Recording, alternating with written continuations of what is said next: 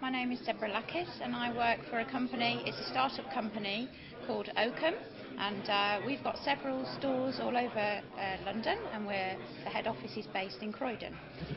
Alistair Warwood.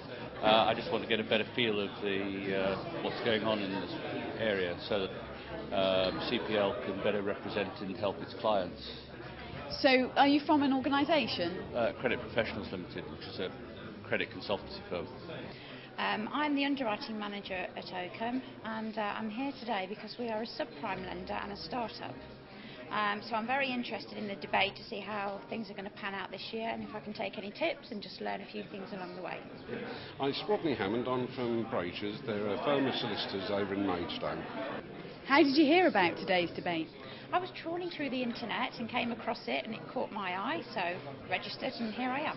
Well, I've been doing a lot of research because I've just joined the company, and basically I wanted to understand the reasons for debt in the country, and I thought the best place to look at was the IVA site, which obviously details the experiences of people who have IVAs, and then you can understand how people got to the situation and see what we can do to sort things out. And what do you think of the topic, bankruptcy versus IVA? I'm very interested in it. Each have obviously got very different sides of things, but I'm very interested to hear the views of people who want one thing versus the views of people who want the other. I've got mixed reviews on it, so I'd be very interested to see what the people have got to say and then take it back to my company.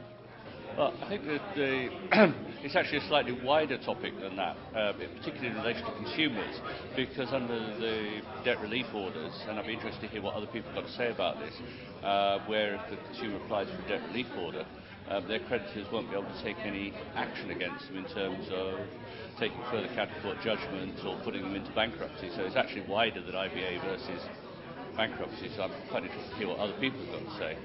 And so what would you really like to take away from today's debate? Just a better understanding of where people think the whole consumer debt management system, because we're working in the debt management field, where the whole debt management system will go with all these changes. So do you think there is a lot of confusion surrounding IVAs versus bankruptcy? Oh, absolutely.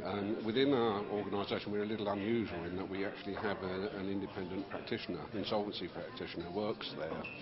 And he was absolutely horrified at the number of IVAs that are being done because he cannot conceive that it's possibly best advice in all cases.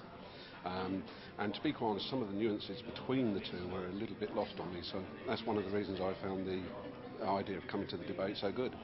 Okay, so that's really what you're hoping to get out of today's debate? Absolutely. I want to understand why there are so many IVAs going on when, on the face of it, to me, it would seem that bankruptcy would be a much better solution for the person in that situation, obviously not for the practitioners.